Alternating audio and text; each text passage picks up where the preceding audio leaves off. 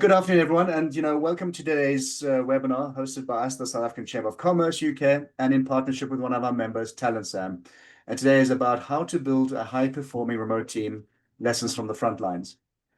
I'm Sven Littau, the CEO of the Chamber, and also the founder of my own business, Entrepreneur, and am a proud advocate for South African talent, not just in theory, but in practice as well. I've built my own remote team using South African professionals, and I can confidently say South Africa is super competitive and professional for building a remote team.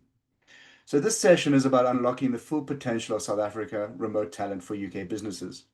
South Africa offers a unique blend of affordability, professionalism, and cultural alignment that makes it an ideal partner for scaling teams without the stress. Why South Africa talent stands out is, amongst others, payroll savings without compromising quality, highly qualified professionals with strong English fluency, time zone compatibility for seamless collaboration, strong work ethic and reliability, and we have strong cultural alignment with UK teams.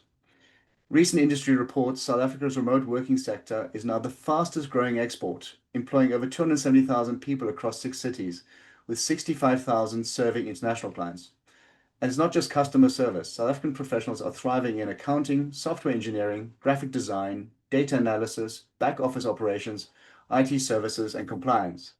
So global giants like Amazon, IBM, and Accenture have already tapped into this talent pool, and UK companies are increasingly following suit.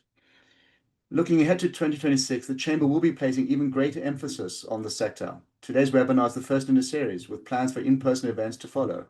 We're committed to helping UK businesses discover and benefit from the full spectrum of South African talent. You'll hear today from Michael Basson and Milan Levy, co-founders of TalentSam, who will share real-world examples and practical strategies for hiring smarter and scaling faster with South African talent. The webinar is conversational, so please do share your questions and chat throughout the sessions. We'll raise them with the team live.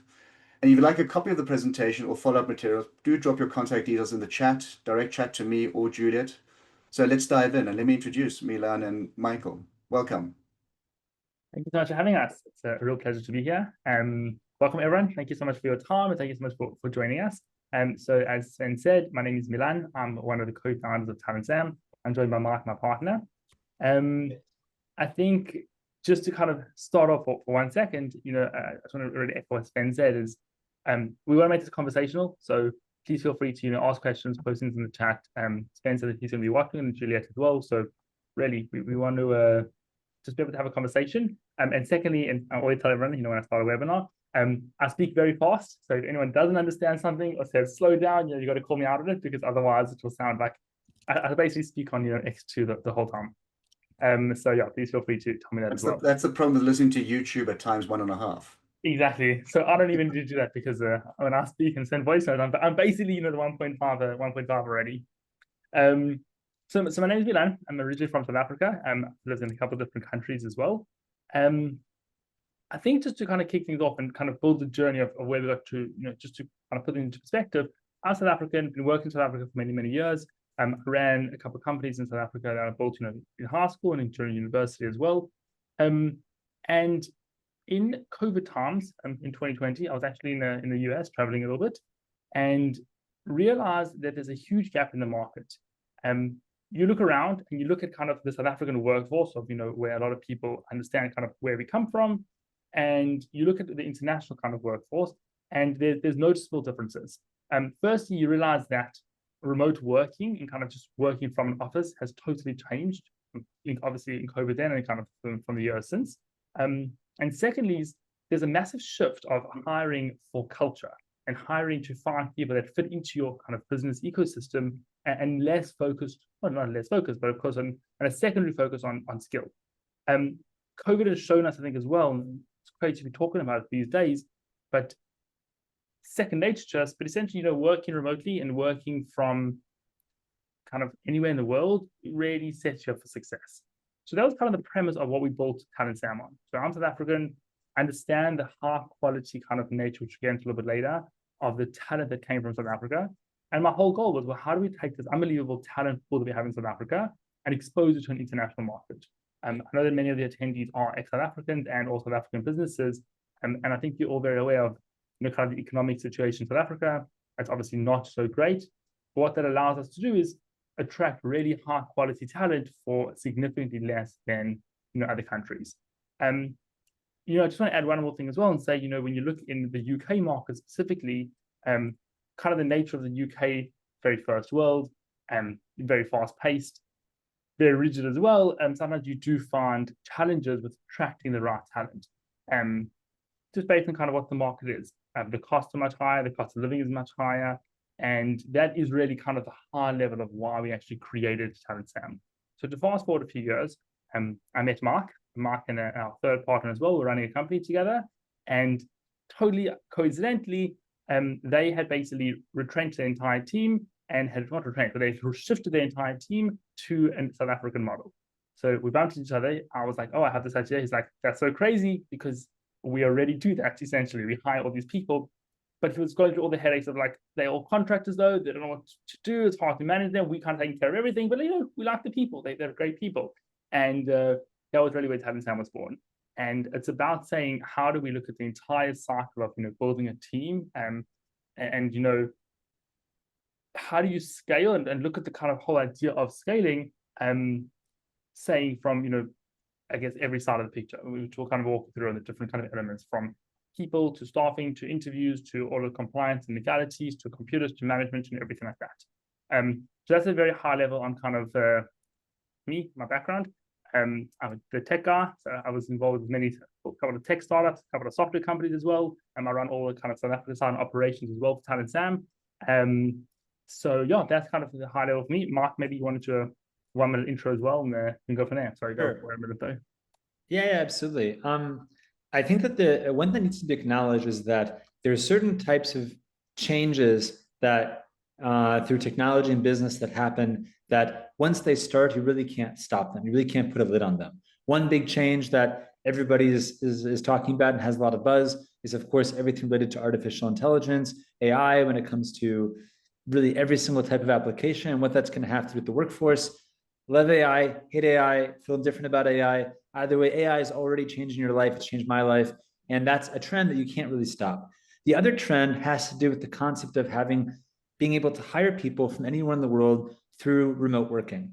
When I first started my career, many moons ago, maybe not as many as some other people, but I started working basically in around 2010. I mean, the whole idea of going to the office, having a really good company culture, having everyone be together as part of a team was something very important. And when I first started my career, which was very heavily involved in sales and marketing, I remember when I would have online meetings with potential prospects on join.me, where you couldn't even see the person's face. And my entire original first sales job was basically about having an initial phone call or a webinar on a platform like join.me, and then I have to go out and fly to that location. So my first job was like me flying all over the world every single month, basically, because that was the only way of making sales. It was the only way of closing deals. And that's just my personal experience, in my field. But essentially over the past, decade and a half or so, everything's changed. And originally in the business, in my business career, I was already looking to begin outsourcing certain kinds of tasks, originally a lot of back office stuff and research and very low level like accounting and bookkeeping work, just because it didn't make sense to hire someone locally for those kinds of positions. And then it just kind of like has snowballed over the years in my personal career. And I've had a lot of experience outsourcing various functions all over the world. I've even outsourced to the UK. I've had team members in the UK who I outsourced to because it was higher quality and less expensive for me to do so than the United States. Okay, so the UK is also kind of can be a back office destination. I don't know. And all the different types of destinations and places where I worked, I've hired people in Latam, I've hired people in the Philippines and India. Lots of great people from all over the world. You're going to find awesome people everywhere. But what I found, and the reason why in my other business, which is like an email marketing company, we ended up replacing our entire team very organically with South Africans, was because we found that like person for person across the entire recruitment vetting process, we were not able to get the same type of talent anywhere else in you could say like in places that had in lower salaries, like in the third world countries, as we were able to in South Africa. It was as simple as that. It wasn't necessarily quite as dollar for dollar, pound for pound as cost effective, but in terms of the quality of what we were able to get, there's no connection. I'm not South African. I don't have a South African background. I've been to South Africa before as a tourist, but I've not actually spent any real significant time there. But besides that, but I found that just like in terms of what I'm looking for people to have understand my mentality, understand the work ethic I need, not have a fear of challenging authority, the ability to innovate and adapt, not just be told exactly what to do. When it comes to traditional outsourcing destinations, I was not able to find a better place than South Africa. And that's why, me and my other colleague, Dan, we ended up joining with Milan and founding a new company in order to help other companies with that entire process, So, yeah, Milan, do you want to like move slides? Yeah, here we go. So that's us. Okay. I don't know why my head is a little bit larger than Milan's, but maybe that's a lot of the page, Mark. yeah, it's all over the place. UK businesses are already doing a lot of outsourcing work in South Africa. If you're not, or if this is your first time kind of looking at outsourcing in general, there's the good news is it's a very, very developed market right now. It's not something that's just like kind of people are just kind of dipping their toes into. And there are definitely certain types of specific kinds of roles that are very, very catchy when it comes to the UK market. First of all, when it comes to the UK market in general, there's a lot of really great benefits when it comes to English. There's a lot of countries in the world that speak English very strongly as a second language, but for the vast majority of the South Africans from whom companies like ours will actually recruit from, it is truly their native and primary first language. Okay, so yeah, South Africa ranks just up there with the country where the English language originally started from in terms of English proficiency, cultural communication. I would probably say also that for a large percentage of people in South Africa, for a large percentage of the people that we hire from, their accent is closer to the UK various accents than it is far more similar than for Australia, New Zealand, or the United States. So in terms of like anything related to customer service, anything related to operational roles, finance, making sure you've got clear communication structures, it is really something that's pretty much almost like as similar to the UK as you can possibly get. And sometimes, if not better, the UK is obviously a country that has got lots of immigrants. There's lots of people from all over the world who are there. The difference between the hiring people in South Africa specifically might actually be much more aligned with UK culture and linguistics and work culture than with a lot of people who've migrated from other parts of the world who are actually in the United Kingdom. And also for the same just on that, Michael, actually, funny enough, I used to have my bank used to use Glasgow as a call center. And I used to tell them, can you redirect me to India? Because I couldn't understand what they were saying in Glasgow. Right. So it doesn't even have to be, it can just be regional accents that can throw you completely out. So, but yeah, it's interesting. Right. Yeah, exactly. Yeah, exactly. No, thank you for sharing that. And so, in South Africa, in general, there are definitely certain kinds of opportunities which are greater than other opportunities when it comes to the types of skills that are more likely to outsource. Alan, can you advance the slides a bit? Some of the main, this is like the overall cost savings that you can typically find between the UK and South Africa. It's usually about 70%. That's not true for every single role. So like a broader range would be 50% to 70%. But even if like the salary difference isn't like the exact difference, the main highlight is also the kind of caliber of employee that you can get for a given role. Like for someone, for example, we're currently helping a UK medical practice to hire an offshore patient coordinator and operations manager. This is the job, right? Someone that's going to be able to speak to people in the UK, coordinate, deal with a lot of back-end systems, and just like the type of person you're able to get for that you would probably normally, compared to the person you probably normally get in the UK, is off the charts, have far more experience, far more background, because the idea of like a remote position with an international company is so attractive to people in South Africa. Okay. I think also to add something on as well, what's really interesting, sorry, to jump here as well, but what's really interesting about the South African market and South African people as a whole is kind of our westernized culture. So as Mark said, we obviously speak English as well, but I think as a whole, you kind of look at, the UK and even America and compare South Africa to them, and, we listen to the same music, watch the same series, we have a lot of the same TV shows and TV channels, a lot of the concerts, come make their way from the West into South Africa. So, culturally, when you're looking at, well, how do we take, people that are, who they are, and you've got a team of people around the world, and you often find that the culture fit between, those people that are in South Africa and those people that are in the UK, you really align with each other, significantly better. Sorry, I'm a lot to the slides here, but just to add on to Mike's point as well. Right. Also, because there's such like a huge pool of people in South Africa who've got good education, great native speaking English, and there is like a more challenging domestic employment situation, the sourcing there, especially if you have like a tech first, company assisting you, kind of like us, it can be very, very quick to do a hiring process. Okay. It's very easy to scale. It's very easy to find a lot of people for a particular kind of role. That being said, there are definitely industries that it's easier to succeed with, and industries where it's a bit more challenging.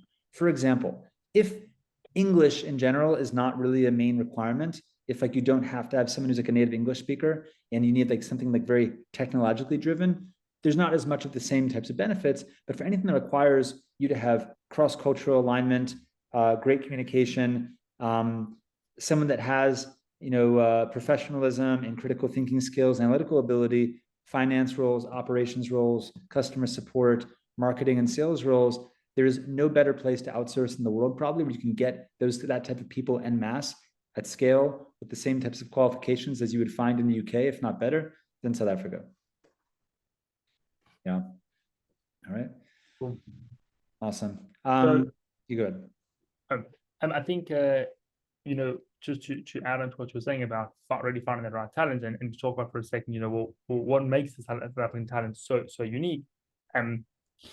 For those of you who obviously don't know, is that the pool of, unfortunately, the pool of unemployed people in South Africa, and people just actively looking for work is significantly higher than any other country, anywhere in the world, which allows us to truly unlock this huge amount of talent.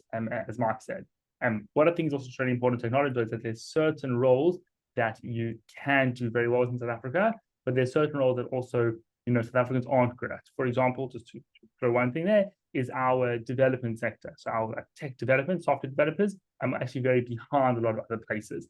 A lot of our banks, a lot of our corporates use actually very old, C# and .NET stacks, which basically kind of result in a lot of our top developers having very antiquated stacks, as opposed to, for example, React and JavaScript and stuff like that. So, certain roles we've also identified over time, that specific role actually South Africa might not be the place for you. For bang for buck, to find a high level, React Native developer, you'll get way more better bang for buck, let's say in, I don't know, Eastern Europe or India or something like that. But as Mike said, those real kind of cultural fits and where you want to have a friendly face, patient coordinators, operations people, finance people, we really have a huge amount of talent in the South African market for it. Sure. One thing I actually want to do, Sven, if it's okay, I want to answer some of the questions because it actually kind of I was seeing those questions, wondering if they're appropriate for now. So yeah, definitely if you can. Yeah, absolutely. So we got a couple of questions. Thank you, Marie Willems and Dennis Zitzman. It's great to hear from you, and thank you for being very proactive. They asked in the chat, which country's employment laws will apply for an SA, a South Africa-based employee?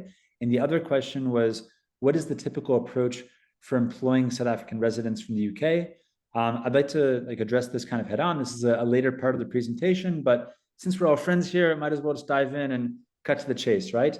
There are a few different approaches, okay? Now, but a little bit like how you're going to employ people in South Africa really requires you to sort of understand where South Africans' mentality is at when it comes to how they want to be employed. Now, if you're looking for short-term work, part-time work, or project-based work, there are many South Africans who are very happy to work as freelancers, consultants. The law there, there are different platforms, of course, that facilitate those types of relationships. There are platforms like Upwork. There's a lot of different types of remote working platforms where you can, basically get assurance that, you can pay them according to milestones and that you're not going to, there's essentially when you're doing contract work with any type of consultant in between two countries, it is very difficult to sort of enforce those contracts unless you really want to get into some type of international legal dispute. So for that reason, a lot of those those employing people as contractors is based on trust, which is fine for project work and it's fine for something short term. But the culture in South Africa is one in which people very much want to have some type of feeling of security. They want to have a feeling that they're protected by their employer, and they do want to have an agreement which can be enforced according to South African law and regulation. Okay, and there are different ways of doing that. So again, if you're working with somebody who's used to being a consultant, used to being a freelancer, knows how to set up their own private tax and compliance obligations in South Africa, that's fine. And I'm not saying that's impossible. There are plenty of people who do that, but that's a bit outside the rule. If you're looking to hire someone who's going to be a very long-term member of your team, that's again what South Africans, I think, as a culture really want. They want to be part of something for the long term. They want to be loyal. They want to be committed. There's just a very solid work ethic just built into the culture of the country, where like you really want to be a part of the team. And so for those kinds of people who are looking at an opportunity with you as being like, hey, this is where I'm basically staking myself out for the next 2 to 5 years if all goes well, they want to be formally employed. So a South African person wants to be employed according to South African law because UK law is not really applicable to them. The way to do that is either one option is for you to set up your own South African entity and become an official South African employer and get registered with all the various registrations and government bodies in order to be able to do that and have your own HR team. But that's also very daunting. That's a lot of work. It's a lot of bureaucracy, and it's not so it's only practical really if you're planning on hiring en masse in South Africa. If eventually you need to hire 50 people, 100 people, hundreds of people, then it's probably worth it to do that. But if it's not, then you definitely need to work with a company that has some type of employer of record service, where you basically pay a monthly fee to a company in South Africa, which says, okay, I'm the employer of record. I'm going to formally employ this person. I'm going to pay their tax, pay their compliance. They're going to get a standard South African contract. We're going to take care of their leave days, and anything that's HR related, we are going to handle. You basically pay for that. That basically allows you to employ this person, have them be a part of your team, culture, good fit, and to manage and monitor them when it comes to the work, while being able to be transparent with the employees, saying, hey, listen, anything related to the actual South African labor law and stuff, I don't really know how to answer that question, but I've got this partner company that we're working with that will help you with that. As a part of the Talent Sam service, we actually are a complete solution. So in addition to doing recruitment, sourcing, helping companies in the hiring in South Africa, we actually also serve as the employer of record and take care of everything related to statutory requirements and ongoing human resources. More than just like the labor laws and the how are you going to employ someone is also important to kind of consider how are you going to make them feel a part of your team? How are you going to bring them into your company culture? A lot of companies who have not actually employed people overseas before, they might not know exactly where what to do to make them feel good. For example, if you're employing people who are their expectations, they're just going to be on lots of calls every day with people from your team, and they're kind of going to very naturally and organically be speaking to them regularly. And there's a lot of good collaboration. Lots of collaboration tools. That's great. But if it's somebody who maybe has more of a back-end role where there's maybe like just kind of a daily check-in with like their manager, and besides that, they're pretty much just on their computer, then there's lots of different types of online platforms which are really not costly at all, where you can simulate the feeling of being in a virtual office. You can you can monitor what they're doing, the activity. You can basically I think it's important to adopt these types of solutions early, because this is where the world is going to go. Eventually, it's going to be very difficult to ignore the cost savings of having a truly global workforce, because other companies are going to scale their operations and price their services and products accordingly, knowing that their expenses have decreased. And if you don't do that as well, it's going to be very difficult to remain competitive when your competitors are doing this exact same thing. Milan, do you want to talk a bit about some of those statutory requirements? For sure. So I can see that Adam also posted something in the chat as well. And I think that, as Mike said, to really attract the right talent, you want them to feel a part of your company from a cultural perspective, but also the average South African employee is, and rightfully so, scared of our South African revenue services, the same as our, your guys' HMRC. And it's a lot of kind of gray lines. It's a very complicated process to become your own, essentially to work as a contractor, because you become an independent contractor, essentially. So you end up filing in South Africa provisional taxes, meaning you file them twice a year. But the challenge behind that is that from from an actual cash flow perspective as well, you end up paying, lump sums of tax twice a year in kind of 6-month increments. And also you end up prepaying tax for a certain period.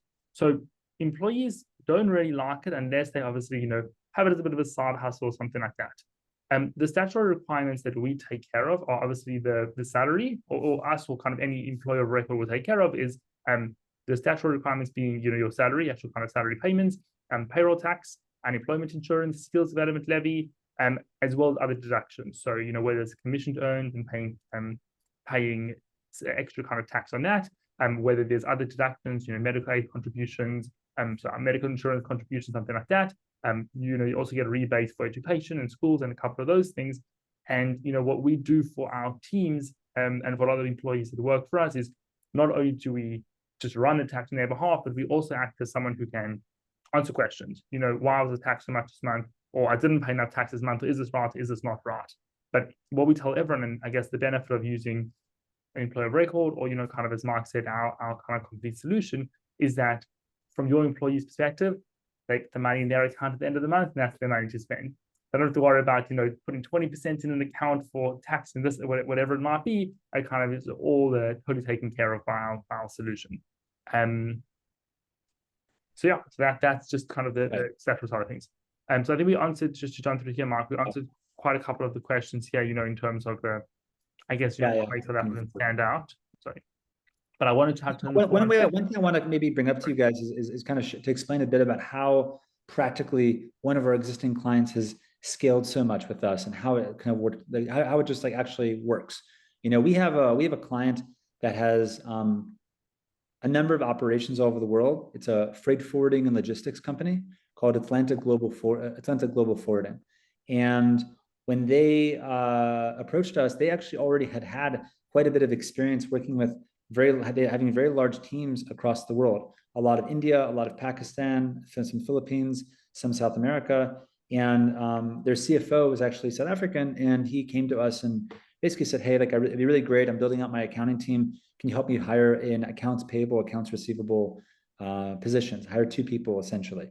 We didn't actually realize how big of a company this was because their online presence was not so great. So we thought it was just like a regular, small, nice client, happy to help them. And because we have so much talent in South Africa on the finance side, on the operations side, on the customer support side, it took us a matter of days essentially to find extremely top tier candidates for his accounts payable, accounts receivable positions he had open. He was blown away by this. Obviously, once there was no cost whatsoever for running recruitment processes. We actually don't charge for recruitment whatsoever. It's entirely done free of charge. We only, of course, charge in accordance with being an employer of record in South Africa. And very, very quickly after that, the company actually scaled up to an additional 35 people with us over the past, it's actually, we've now been working with them for about 10 months. So it's been over the past 10 months, about 35 people through a range of roles. I mean, not just like finance roles, but all different types of ops, finance, sales, marketing, et cetera. And they, to some degree, they've gone away from solutions in other countries and moved activity to us. And with every single role we've worked with them on, we've been able to essentially deliver top tier candidates in a matter of days, if not like 1 day, 2 days, depends. We have like a great pipeline of amazing candidates. They're able to onboard those employees, take care of everything related to the technology, load shedding. I know there's a concern in the comments about that. We'll talk about that in a second as well. And really just like grow with them very, very nicely. So we basically and Michael, on this client of yours, have they moved away from other countries now and they think South Africa is the place to go? That's the important thing for us. Yeah, I wouldn't say that. I wouldn't say it's like they've moved away 100%, but like, it's a process, of course. But like we have like probably a multi-year plan now of doing that. So yeah. I was with them in New York 2 or 3 weeks ago, and when we were chatting, they used to have an office in India of about, I think, 50 or 80 people, and the plan over the next 6 months is to actually migrate that whole office over. So they kind of dipped their toe in, as Mark said. They started with the 2 people, and that Mark said about 35 people with us, and the intention is to migrate the whole office over. With fewer employees. So with fewer employees, yeah. 80 people in India might be like 40 people with us. Totally. And I think what they did have, which was obviously a challenge before, is it was very fragmented. Multiple different providers doing different things or whatever it was. Some there were dedicated people, others were like managed services. I think from their side, also moving to kind of a consolidated environment where, as Mark said, as pretty much like all the people are working in their same, virtual office, they could be anywhere in the world. It feels like one team all over again. Yeah. And actually, just Well, talking maybe you about could that, address. about Michael, and that being in India, I've used India as well. Great, fantastic. The difference being that it's the ability to think outside the box, which I think South Africans by nature can, because they have to. There's a resilience there, so I think that makes it a big difference for when you find the talent in South Africa compared to the other territories. I think one reality is that you can know English pretty well, but their countries are different. People are different. Like in some parts of the world, which are a bit more paternalistic, people might feel like they're going to get in trouble if they're going to give their employer bad news. There's a mistake that's been made. There's a problem. Something didn't arrive on time, and it's not a question of like intelligence, but it's a question of what is the culture of communication. And unfortunately, that culture of communication can have a real impact on day-to-day business results. Yeah. I'm not saying that people in other parts of the world will not get there eventually, that those differences won't be pared down. But today, and what I've experienced just being a millennial business owner, like who's outsourced in lots of different places, is that I've definitely found that for things that require management, out-of-the-box thinking, and critical thinking, South Africa was second to none. Milan, would you mind maybe talking a bit about how we overcome some of the infrastructure issues in South Africa? Of course. So to touch on what we spoke about earlier, where it was about, using a person as an independent contractor, a lot of the challenges with that is that you also rely on them to, so you pay them, but they also kind of sort of everything themselves. It's like, okay, you set yourself up for success, make sure that you're working. And part of specifically what we do as Talent Sam, consulting for other companies, we essentially have an entire department dedicated to employee management. So when an employee is onboarded, in addition to, as Mark said, screening them, recruiting them, doing all of their interviews, everything like that, and taking care of their legal requirements, we also take care of all of the tech setup. So in terms of actually, working from home, we do like checks to make sure that each employee who's applied for us and anyone who's kind of been taken further has adequate setup from their side of what's required. For example, stable internet connection, some sort of it's a solar power or whatever it might be. And then we'll provide them with the equipment that they need in order to do their job. Laptops, external monitors, headsets, all of that kind of stuff. So it's being able to kind of know, someone might say, oh, I've got a Wi-Fi UPS. It's a little battery that just keeps your router on. We know, for example, that's not sufficient. Everyone's like, oh no, I'm able to work through load shedding. To an average person, that might say, okay, cool, sounds like you got the right solution. To us, we know exactly what that means and kind of how to read between the lines. So part of our actual screening process is identifying people who only have or who have kind of set up to work remotely. And secondly is being able to give them that kind of equipment of what to do. What we have done as well, we do have the option to have an office essentially, which is something that we can help facilitate. Where, if companies are very kind of strict on, one or two clients who actually sit in our office in Joburg, the challenge with that is that we always say, well, you limit your hiring pool. You limit your hiring pool to 20, maybe 30 kilometers of the office, and you really lose a huge amount of great talent in South Africa.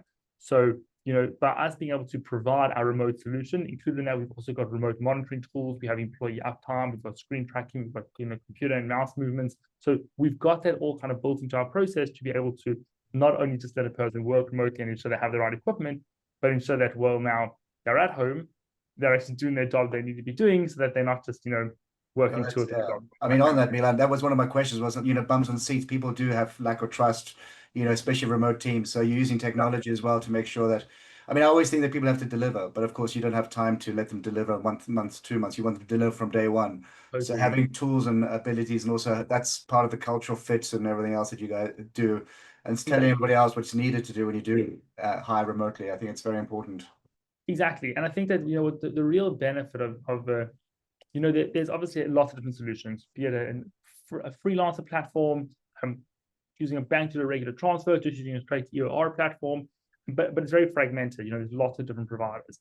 And the benefit of using kind of an outsourced solution is that because we're with you for the whole journey, we can also identify issues. If we see a employee, for example, hasn't been online for a certain amount of hours or something like that, before it becomes your problem, we can actually tackle that. And we do. Hey, what's going on? Where are you? Why not working? Like, oh, I was approved to take the afternoon off or something like that. but it's kind of, us being proactive and not reactive. I'm able to actually say, well, why aren't you online, or what were you doing, or something like that. And because we kind of manage that whole cycle, we're not just taking care of it in a box. We're not just doing payroll, or just doing recruitment, or just doing remote tech. It allows us to really kind of see that full cycle of things. Sure. Also, I want to answer David White's question about who exactly, just to clarify, who is the employer when it comes to this. So a bit of both. And I'll make sure this is very clear. For the employee, the employment contract that is signed with them between Talent Sam or a different employer of record solution states, Talent Sam is the employer of record. There's no liability for a UK company whatsoever in case there's any type of dispute or problem when it comes to employment law. But we do emphasize that the employment is contingent upon our relationship with the international company, so that if we need to go through a retrenchment, termination process with the employee, we explain in our contracts that we have the right to terminate the employment if the client in the UK or wherever specifically has decided for whatever reason. It could be a financial reason, it could be a performance reason, it could be any reason like that we're able to terminate the employment. And if the employee does not agree to that, or has some type of issue, they take us to appeal that decision, not the UK-based client. So we also concurrently have got a contract with the UK-based company in the form of a master services agreement, and which basically lists out all of the obligations that they have to us, all the obligations we have to them, all the obligation the employee has to both of us. So there's never any type of daylight. It's one agreement. We don't have multiple contracts that need to be signed between us and the end client in the UK. It's a one-time agreement, no matter how many hires are made. So the official employer is Talent Sam, the employer of record, absolving the UK company of liability. But at the same time, everybody also knows that the employment is contingent upon that relationship with the UK company continuing. Milan, do you want to add? Yeah, I mean, I'm also conscious of time. We are going, as long as we're covering some of the other remarks and points on your slideshow. But on that, of course, is that these are the options. And of course, somebody who's employing somebody through a platform like yourselves or going direct, they can also change later. And also, yeah, I presume there's a clawback of taking employees in their own house, in-house type thing. Those are the sort of standard things, isn't it? I mean, for a contract like that. Traditionally, yeah.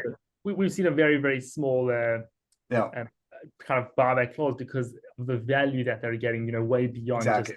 just do they want their own personal headache, or do they want to put it through somebody else? Exactly. Totally. Yeah. And I think, just to add one last thing on is, from a legal perspective as well, although the employee might not be, say, legally on a contract perspective, as Mike said, connected to the client, they actually are. So they're still held liable, and they still kind of have to be up to a certain level of performance, stuff like that, as if they were a regular employee. From your perspective, let's say from a UK company's perspective, though, it's just an invoice. So you don't have to worry about payroll taxes, unemployment insurance, employer fees, national insurance, whatever it is. It's just a line item that you get and basically gets expensed awesome. for you. Right. One thing I just want to emphasize, Milan, can you maybe go to the last slide if possible? For people who've got to jump off and go do other things, just wanted you guys to be able to see. We have our contact information, Milan. Yeah, I just want to give you guys our contact information.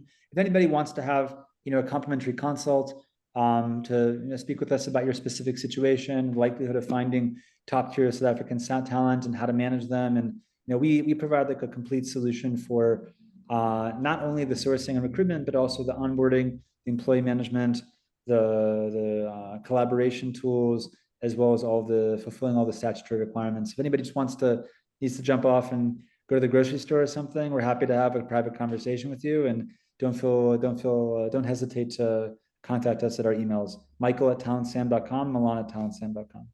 I mean, also what I'd say is, like I said at the beginning of the introduction, is that 2026 is, from a chamber perspective, we will focus quite a lot on the outsourcing and remote team sector. So there will be other ways of learning about it, and hopefully put some more resources on our website. We've got a new website happening, so you guys can probably help support us with some resources to educate people on this. I know there are other people on the webinar now who also do similar things or might have different ideas. So we are just as a chamber, trying to find the ways that we can make sure South Africa succeeds in with its talent pool, and of course support the community. I think from a question perspective, I mean, what are we running? We've got 2 minutes. We said quarter two. Any other points you want to just touch on, Michael or Milan, on your slides? Because we didn't actually go through them. So maybe there's some elements that need to, an education thing there. Yeah, look, I think it's very easy to be risk averse to new things. The whole idea of having people, working for you from across the world can sound really crazy to know. Besides, like, some back-end tasks everybody kind of knows about, outsourcing to people who might have a very pivotal, point in your business can sound very scary. But as we know, the only thing to do when it comes to, dealing with fear and apprehension is tackling it head on. And that means doing your research. It means talking to a number of companies. It means exploring the options. Every company doing what we're doing, or working with South African staff, it's not a solution you have to commit to for life. But I think it's a great. But if you are concerned about rising cost of living, rising salaries in the UK, and increasing government regulation when it comes to employee protections in the UK and how that might impact your business, it's worth looking into and exploring the process. Milan, do you want to add anything? Yeah, I think just to add as well, to say that what we've seen, I guess, is because of the complexities of hiring in the UK and the US, and kind of, I guess, what's happening now with the new government in the UK, but in the US as well, just in terms of what employees are actually looking for. They want bonuses or contracted bonuses, and they want contracted certain whether it's flexi hours. Let me rephrase this. The power a lot of the time is held in the employees because of the pool and kind of the nature of the pool in first world countries. And employers are often kind of bound by, well, what does the employee want? And, we have to do this. Plus, the 18% kind of employee taxes on top of that as well. Because of just the enormous pool of talent we have in South Africa, I guess from our side as well, plus, a lot of the kind of screening tech we've got to really identify and find, the best of the best, it allows you to get that kind of ideal employee in your business. And we always say, people are everything. It's our whole business. And, that's what it comes down to, is finding the right people and making sure that they're stay and retaining your company for many, many years to come. I think the one point that maybe people might have a question about is data protection. And I would say that South Africa's got the POPI regulations, which are very strict. So from that perspective, it's considered a fairly safe haven compared to some other territories. So that's a good thing. So just say, that's one thing that we didn't touch on. And I think that's a query always is all data. And that is fairly robust between South Africa and the UK. And of course, like anything in life, you just have to have the right processes and policies in place and actions to make sure you're protecting yourself. Yeah, and one thing on that as well is that part of our kind of onboarding process and what our RT team will handle is essentially integrating the employee into the kind of systems that you would have. So as opposed to a traditional kind of India, Philippines, kind of Pakistan model where it gets outsourced to a managed service provider and they do everything, and our teams would form part of the company itself. So in addition to being part of the TalentSam tech ecosystem, that we get onboarded to your 365, to your MDM, to your Google Workspace, whatever it might be. Which means that the data is actually held, again, in the UK through your VPN, whatever it might be, fully GDPR compliant, and then the cross-border transfer is obviously allowed because of kind of the way they're contracted in. So we're very, very strict on data and kind of how that's all taken into account, and actually encourage that we don't ever want to own any of the data, actually. It should always be owned by you guys. So we're more of the kind of the cog in the wheel as opposed to being the whole, the wheel itself in a good way. Awesome. Sure. Yeah, I think we've covered it. I mean, it's almost to time. There are no other questions, everyone. So there are more events coming up in the next few weeks. Please look at our website. If you're not a member, please join. Do drop in your details if you want me to connect you with Michael directly with him or Milan. Or me and Juliet. We are here for you. Speak soon. Hope to see you on the next webinar. Nice. Thank you very much, Milan, Michael, for the webinar. Bit of education. And we'll speak soon. Thank you, everyone, for joining. Bye-bye. Good. All right. Thank you so much. Okay. Thanks for the time. Thank you. Bye-bye.